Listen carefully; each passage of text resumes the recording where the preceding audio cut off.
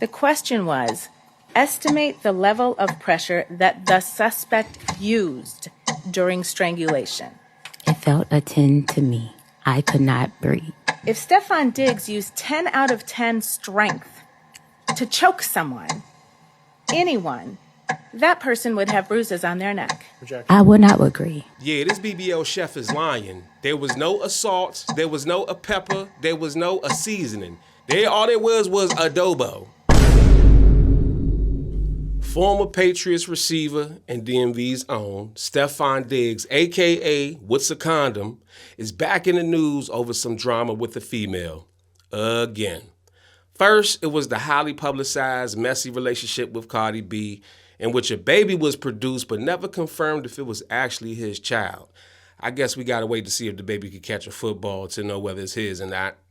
As that was going on, Stefon had several other women pregnant at the same time and even invited one to the Super Bowl where the Patriots lost to the Seattle Seahawks, which prompted Cardi B to leave the game prematurely and leave him permanently. In the midst of all of this comes Jamila Adams, his personal live-in chef, who made accusations that in this past December, Diggs slapped her, choked her, and grabbed her hair, and not in a consensual way. My living girlfriends like it. The internet has dubbed her as BBL chef. Apparently, she has to make sure the turkey basted with the gravy in it doesn't get mixed up with the turkey basted with cement in it.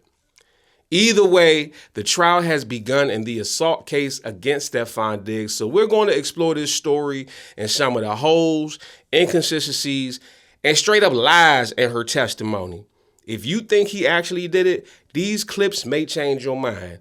Be sure to subscribe to my channel to stay up to date on this BBL, Bad Built Lies. Let's go. Let's get into the evidence of the case. Jamila Adams, who the internet has affectionately called BBL Chef, alleges that Stefon Diggs slapped her with an open hand and put his arm around her neck and restricted her breathing. She also says that shortly after the incident, she was fired. Now, the prosecution's argument is simple. They say there was a dispute over money. She confronted Stefon Diggs about her wages that were owed, and because of that, he allegedly slapped her and choked her. Now, are there any photos, videos, or any other corroboration of the incident? No, and that's going to be a huge issue as the trial continues. I'll tell you that right now. That doesn't mean it didn't happen, but the defense is about to destroy the prosecution on that point. So, of course, the defense in their opening statement said the incident never happened, period. They argue that allegedly a DM dropped claiming that she was telling Stefon's business, meaning who he was sleeping with, and which, well, allegedly, look, Mr. Diggs, I don't know where you found the time to engage in these extracurricular activities after being an NFL player full time with this alleged gaggle of girls, but that's really besides the point because his bedroom interests are really not on trial here. The case is really about whether he assaulted the chef, and if he didn't, what reasons would she have to lie? So the defense says the chef was mad because Stefon was going to Miami and she was left off the trip. Do it look like I'm left off bad and bougie? Nah! She was left off the trip because she had been beefing with a girl named Lindsay. I know, new character unlocked. Stay with me. This case is a little tricky. There's a lot of people involved. So Lindsay was in Miami, and she is also, according to the defense, Stefon's business partner. They were collaborating on a furniture line that was debuting in Miami, which was one of the big reasons that he was traveling to Miami with his staff, except for the chef. So she was beefing with Lindsay. She was arguing with Stefon Diggs over text messages. And after that, it was pretty much a wrap. She was on the way out the door and she would cook her last Hennessy flavored lamb chops. Because what happened is the chef had an informal arrangement with Stefon Diggs. You're going to hear from Melissa Goddard, one of Mr. Diggs' bookkeepers who came up from Florida. She's going to tell you that she took over responsibility for Miss Adams' payment that fall. And that she found, because Miss Adams had this previous relationship with Mr. Diggs, that she had never been onboarded as a normal contractor. She never filled out any normal paperwork. And she told the assistant Sonny and Miss Adams that they needed to follow the normal procedures.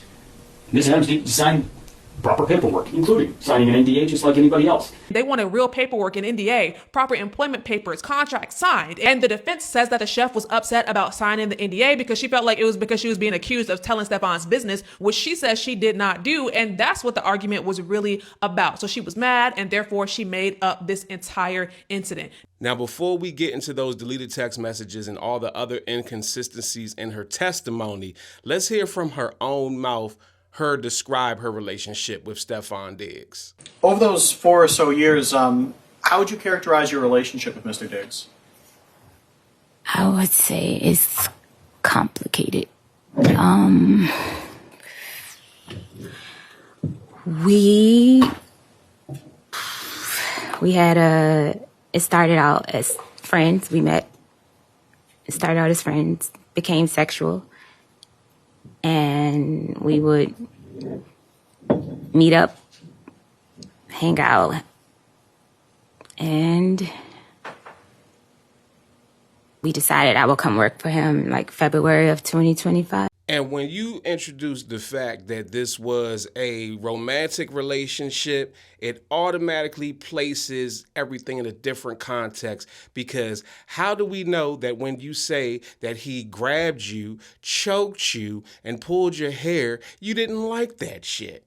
You don't have a problem with it any other time, but now all of a sudden, because he took some other chicks to Miami with him, now all of a sudden he done put his hands on you. Well, let's take a look at some of the things that she allegedly did after the alleged assault. Yes. So now this is 3 days after the violent assault that you talked about.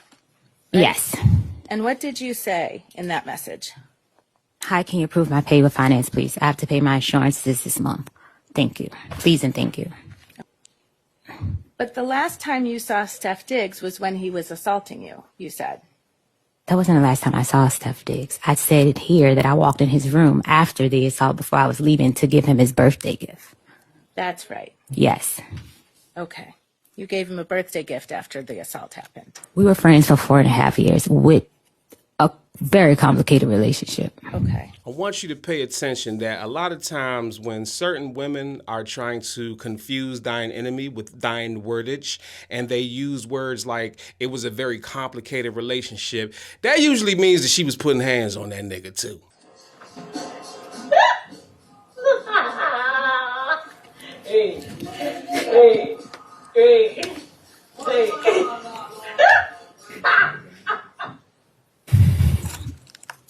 Ms. Adams, that was you on that video, correct? Yes.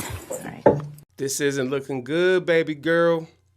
You gave him a birthday gift, and you started dancing after he allegedly put his hands on you. After the alleged assault, you in the kitchen dancing to Montel Jordan. There's not a single Montel Jordan song that exists that would be appropriate to play after a man put his hands on a woman. You're playing one of the most celebratory songs ever made. And never mind the fact that she's just a completely terrible liar. Listen to her explain how she doesn't understand the sport of football. He takes hits from 300-pound men, right? For his job. True? I guess. Do you know that? No, I don't know what his role is, and I thought he ran the ball. I don't know if I'm not sure what he does. How many games that Steph Diggs has played in have you attended? I don't know football. I don't watch it to know what's what. I've attended a couple games. The question was, how many of Stefon Diggs' games have you gone to and watched? Gone to? Maybe 4. And you don't know that he gets tackled in that game?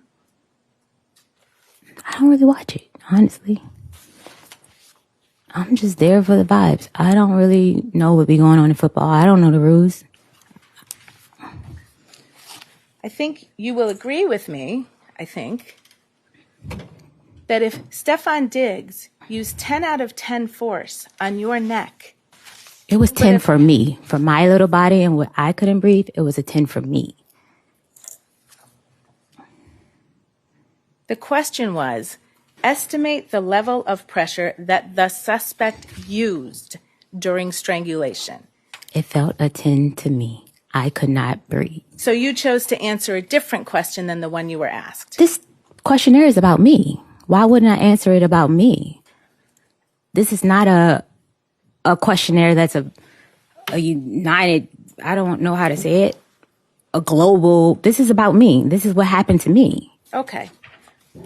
But you will agree with me, hypothetically speaking, if Stefon Diggs used 10 out of 10 strength to choke someone, anyone, that person would have bruises on their neck. I would not agree. Sustained. That objection is sustained. I think that BBL done gone to her head, because none of this makes sense. Your pain level was a 10 out of 10 and you couldn't breathe, yet you had enough strength to do 90s dance moves and even give him a birthday gift after he strangled you? You know our dance moves in the 90s, you really had to be in shape. We was burning 600 calories a song in 3-piece suits and hard bottoms. I swear, she got the common sense of an acorn and the accountability of a walnut. At least Stefon didn't get her pregnant like these other women, thank God. Shawty sound like a 35-year-old sixth grader.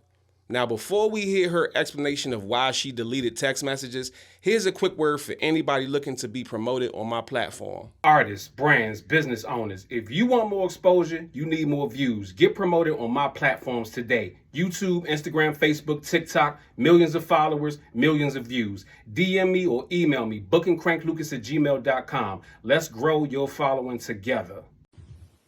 Is there a difference between the text messages that you provided to the Dedham police and the text messages that are here? Yes. And what is that difference?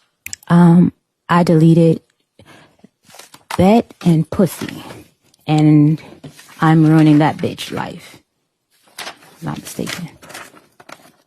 Yeah. And why did you delete those phrases when you provided those text messages to the Dedham police? Because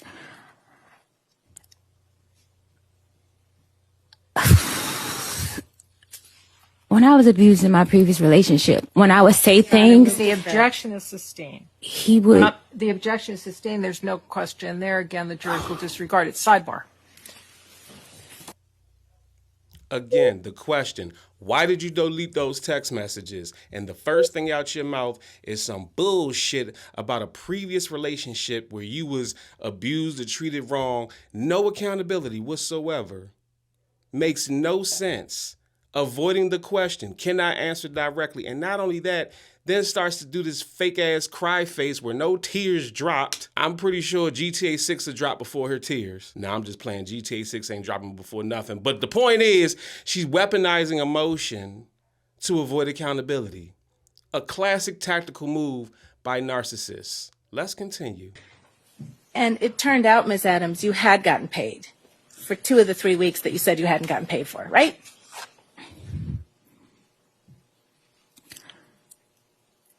This is missing a whole lot of stuff. The yes or no question. I can't answer your question correctly without the proper evidence. Your Honor, may I approach? You may.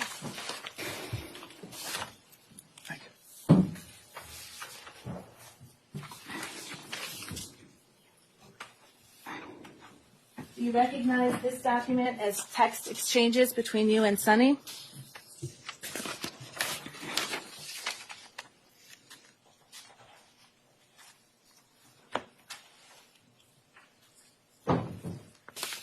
Yes. Dated December 9, 2025?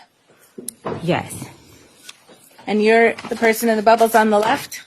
Yes. And you write to Sonny, hey, so I looked over my transfers, payment history, and they sent payments, 11/7 and 11/21, totaling $4,000. See that? Yes. So you knew that you had actually been paid for 2 of those 3 weeks that you tried to get paid for again, right? What's your name? I never got your name. Did you know I that don't you know. had I was trying to address you by your name because I'm sorry. I'm not this. I don't know. I can't answer that question correctly. You knew on December 9th that you had been paid for 2 of the 3 weeks you said you hadn't been paid for, didn't you? I don't understand the question. You just acknowledged you wrote it to Sonny. I was supposed to be paid for the week I was sent home. Okay. So I sent the incorrect amount because... Absolutely disgusting. Lies on top of lies. The whole crux of the conversation that you didn't get paid, and it showed that you did in fact get paid. Okay? This man brought you into his world, started smashing you, giving you the experience of being able to hang out with him and be in his life, even moved you and allowed you to live in with him. And all you had to do was cook food and be cool. And based on the way that she's answering these questions, I can almost imagine that Stefon at some point was like, yeah, shawty a little cuckoo. That elevator's not going all the way up to the top floor, because we're seeing it play out in real time. And Stefon, my nigga, I seen your baby mother. This right here, come on, bruh. Was this 5 worth it? Was this 4 even worth it? I don't think so. But why am I saying this in such a way that sounds like I'm attacking her? Well, because it appears that she's lying, and a man's livelihood, his career, his reputation. The man was cut from the Patriots in the midst of a whole bunch of things going on. But this definitely, that is already on his name. It's already tarnished. Whether a person does it or not, their reputation is tarnished for life when these types of allegations come out. And especially on our brothers. This is why I have such an issue with it. If a man does something that he was not supposed to do, then he should be prosecuted to the highest extent of the law. Absolutely. When a woman lies on a man about doing something that he actually didn't do, she should be prosecuted to the highest extent of the law. Now, some people may argue that her punishment should be the same as what his would be had he actually committed that crime, but that's for you guys to decide in the comments section. If you think he did it or if you don't think he did it, let me know in the comments below.